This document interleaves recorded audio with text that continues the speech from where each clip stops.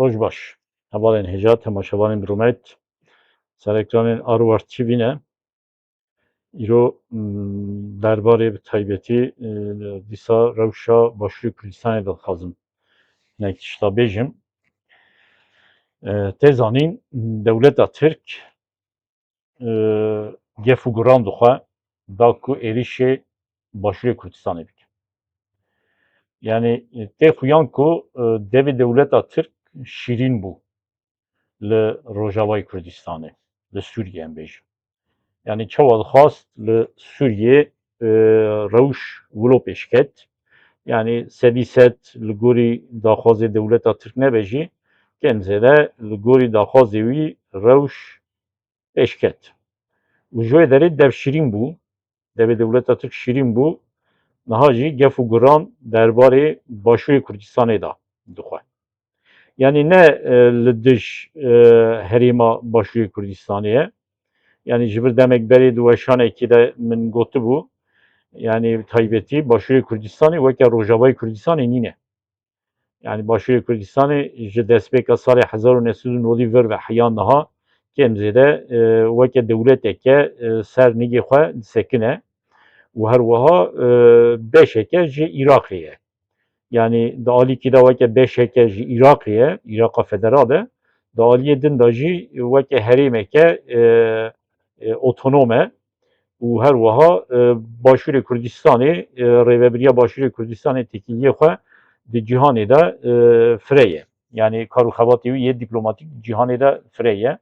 Serî de bi Amerîka re, bi Yekîtiya Ewropayê re, dîsa bi dewletên Ereban yê Körfezê re û her wiha di cîhanê de bi pir welatan re, bi pir dewletan re Başûrê Kurdistanê di nava têkiliyan da ye. Ji ber vê yekê yani xeteriyeke çawa li hember Rojavayê Kurdistanê pêş ket, rewşeke çawa li hember Rojavayê Kurdistanê pêş ket, rewşeke wilo me rû nikarim bêjin wê li dij rewş li dij Başûrê Kurdistanê pêş bikeve. Lêbelê dewleta Tirk ji Rojavayê Kurdistanê devşirîn bû, dixwaze li hember Başûrê Kurdistanê jî hin tişta bike. Yani li gorî wî çi qas tiştan bi dest bixe, çi dest bixe ew kar e. Çi dike sedem ji xwe re hebûna PKK, hebûna xwedî giravî li gorî wî hebûna PKK li ser axa Iraqê heye, bi taybetî li herêma Şengalê dibêje PKK xwedî hukm e. Şengal dibin bandora xwe da hiştiye û her wiha Qendîl dibin bandora xwe da hiştiye. Basa Mahmûrê jî dike û basa Çiyayê Garê jî dike.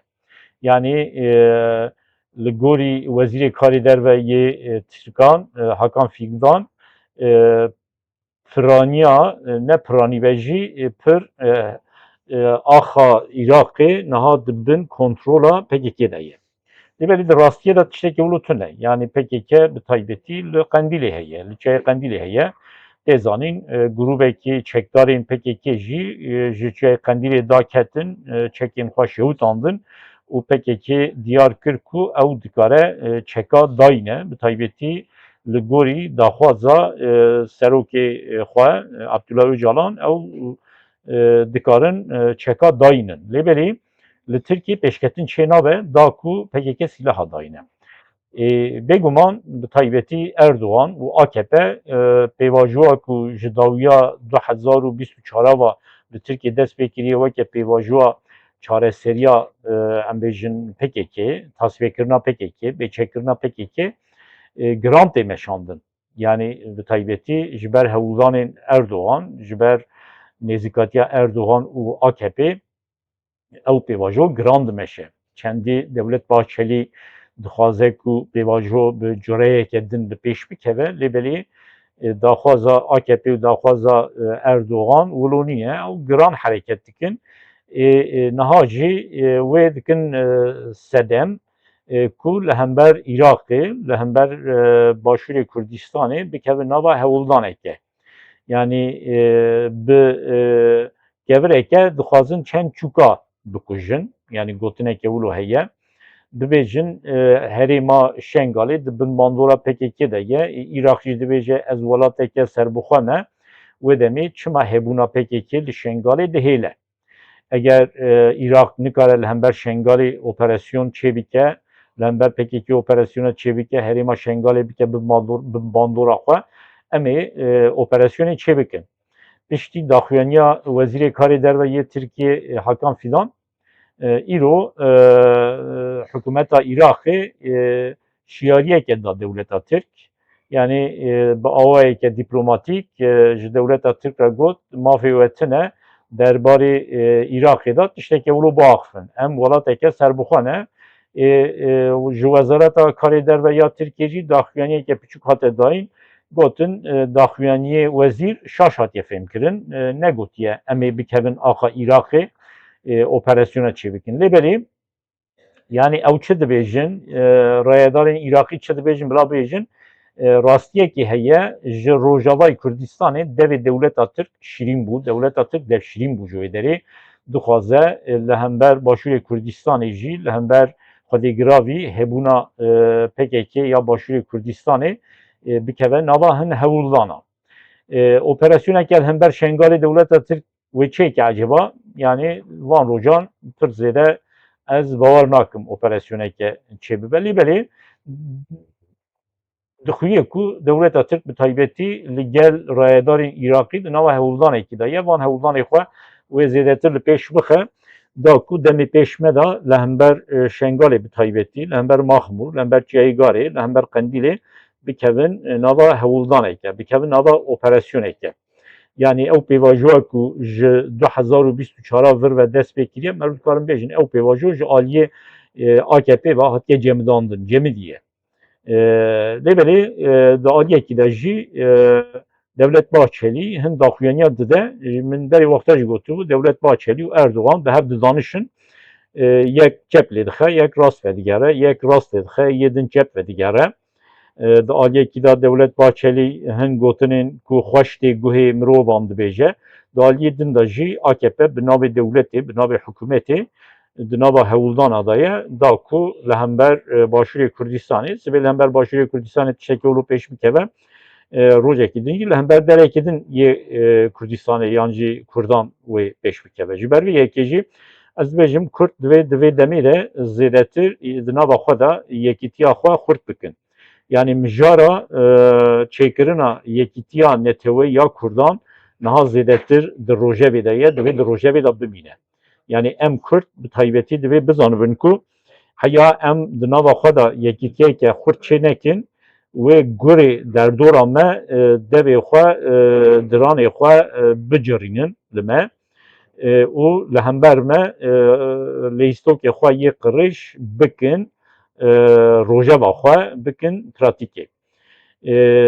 Di weşanên Arwar TV de sık sık estînim ziman yani bi taybetî hûn weşanê Arwar TV binêrin belkî ji sedî 25 wî derbarê yekîtiya neteweyî de ye derbarê yekîtiya Kurda da ye.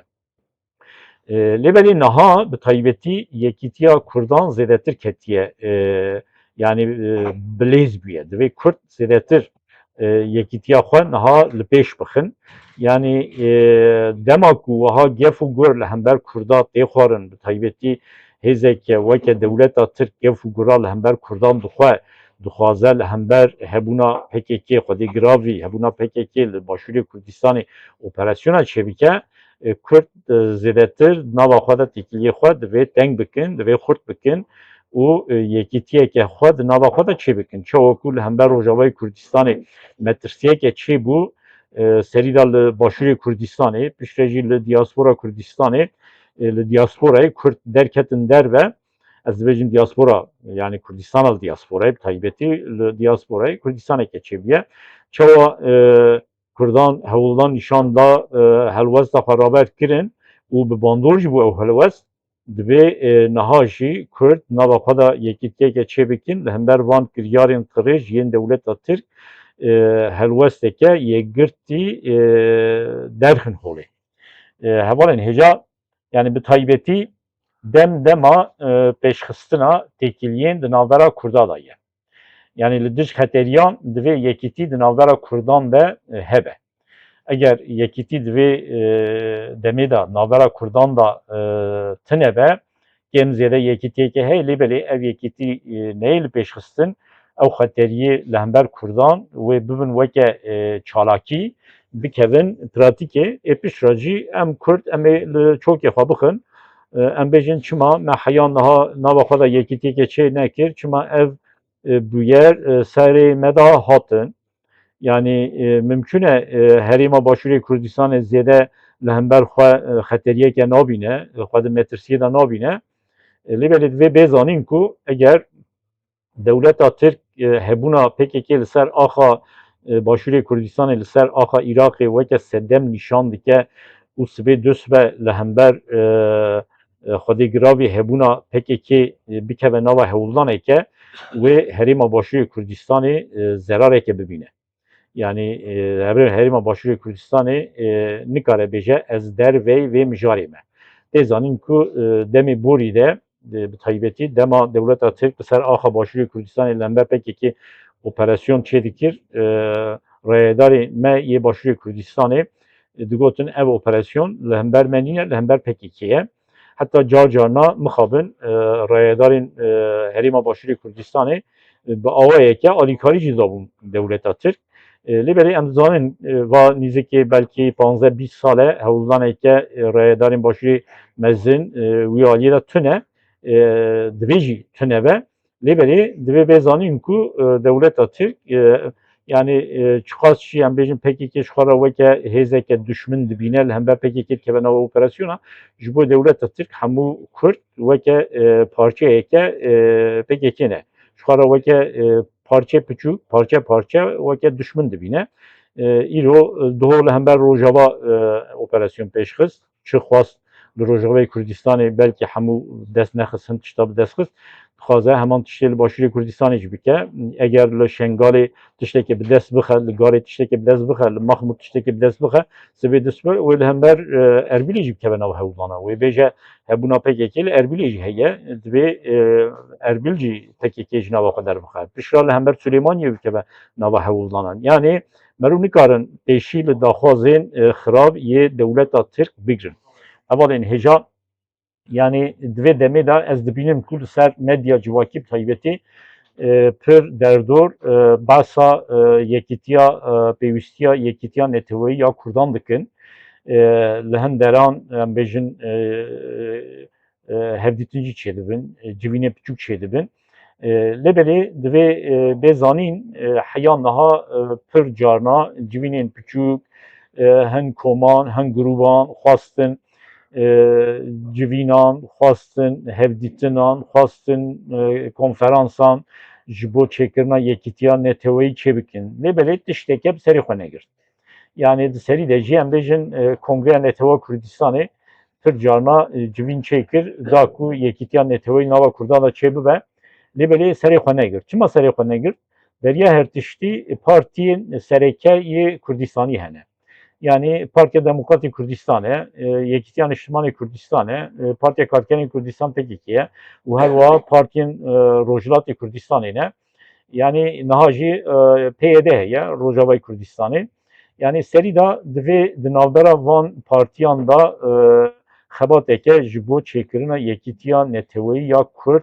bimeşe eger ev partî gotinê xwe nekin yek bi hev re ser platformekî de cih negirin biryar nedin yekîtiya neteweyî çê bikin yekîtiya neteweyî bi hewldanên grûpên piçûk yê cor be cor beşên civaka Kurd çê nabe hele ez dibînim ku di medya civakî de hin kesên ku yani bi rastî di tekoşîna rizgariya neteweyî de qet jî kera xwe çê nebûne qet jî emeyê xwe çê nebûne tenê li ser medya civakî yan jî bi cor ve cora nivîsan xwe weke bijin rewşînbîrê Kurd diyar dikin û dibêjin em yekîtiya neteweyî çê bikin yekîtiya neteweyî wilo bi şexsa çê nabe hela kesê ku di tekoşîna rizgariya Neteweya Kurdistanê de tu kel û emek nedabe kes wan guhdar nake ji ber vê yekê jî hewldanên vala dibe weke xebateke girîng neyî dîtin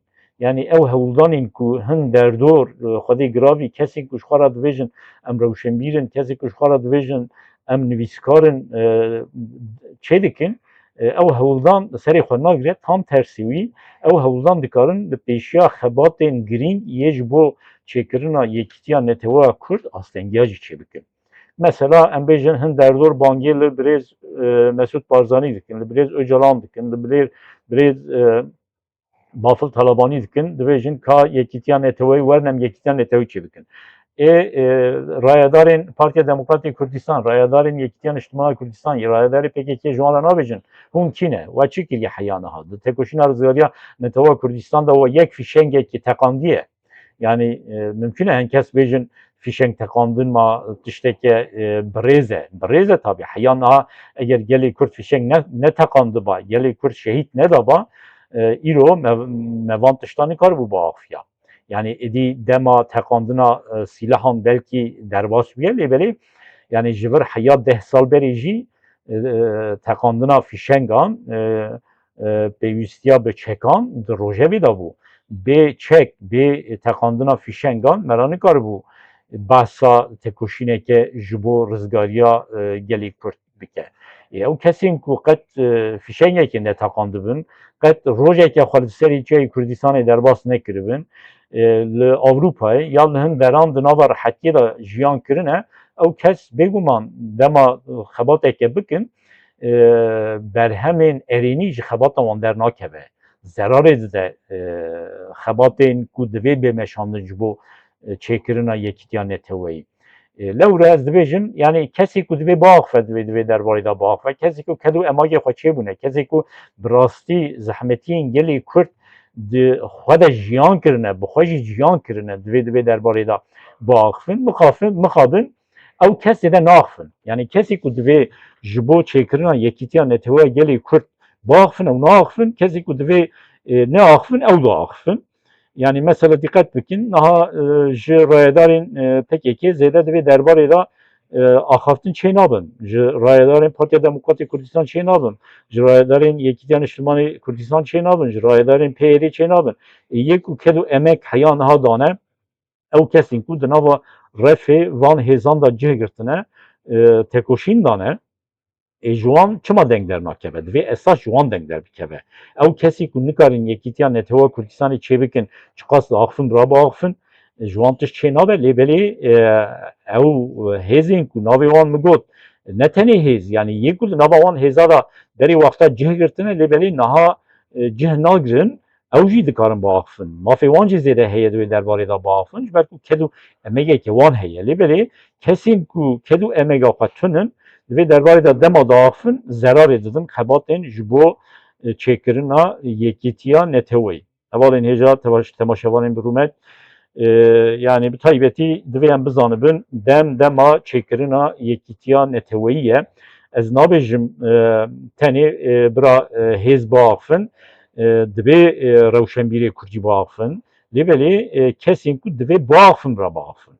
Yani kesê ku kes wan guhdar nake, gelê Kurd wan guhdar nake, kesê ku giraniya xwe tune di nava civaka Kurd de dema diaxivin, ew zerarê didin xebatên ji bo yekîtiya Neteweyî. Ez hêvîdarim rayedarên Partiya Demokratîk Kurdistan, rayedarên Yekîtiya Niştimanî Kurdistan, rayedarên Partiya Karkerên Kurdistan, rayedarên PYD divê demê de ji bo çêkirina yekîtiya Neteweyî ya Kurd, ji bo xurtkirina rihê Neteweyî ya Kurd wê bikevin nava hewldanan. Yani ez bixwe jî yani weke Ahmed Gulabî dere çi bikeve ser milê min ez ê bikim. Yani eger xebateke bi taybetî ji aliyê van hêzên ku navê wan min got bêmeşandin û ji bo ku xebat zêdetir li pêş bikeve daxwazeke ji min hebe bi hemû îmkanê xwe de ez amade me ji bo çêkirina yekîtiya Neteweyî karû xebateke bikim. Yani çi duwarê weşanê de be li ser ekranên Arwar TV be, çi jî duwarê cürbecür xebatên pratik de be, ez bixwe amade me yani min piraniya emrê xwe da ji bo têkoşîna rizgariya gelê Kurd, ji vir şûn de jî em tim di xizmeta gelê xwe de ne. Eger ji bo berjewendiyên gelê me tişteke din jî ji me bêxwastin, em amade ne karu xebatê bikin lê belê kes me tişteke nexwaze jî yani bi taybetî ez bi xwe bêdeng namînim eger tiştekê ji min bêxwestin wê demê derfet wê zêdetir bin bandora karu xebatekî ku ez bimeşînim wê zêdetir çêbibe lê belê kes ji min tiştekê nexwaze jî dîsa navê wê wateyê ku ez ê ker di mala xwe de rûnêm heya dawiya emrê xwe jî bi taybetî eger çê nebe ez ê tim xebatê bikin ji bo ku rihê yekîtiyê di nava Kurdan da li pêş bikeve hêvîdarim ez yekîtiya neteweyî ya gelê Kurd bibînim yani hêvîdarim ez rêxistineke neteweyî ya gelê Kurd bibînin mesela weke kongreyeke neteweyî ya gelê Kurd serokê kongrê dezgehên kongrê hebin ji min bêxwestin ez ê jî di nav da cih bigrim ji min neyxwestin jî bi hemû îmkanê xwe da ez ê alîkariyê bikin da ku ew dezgeh ew saziya neteweyî ya ji bo pêşxistina riheke yekîtiyê di navbera Kurdan da xebatê wî li pêş bikevin. Hevalên hêja temaşevanên bi rûmet îro jî bi taybetî mixwast derbarê yani xeteriyê li hember Başûrê Kurdistanê de hin tişta bêjim û her wiha ji bo pêşxistina kar û xebatên ji bo yekîtiya neteweyî hin tişta bêjim heya weşaneke din bimînin di xweşiyê de.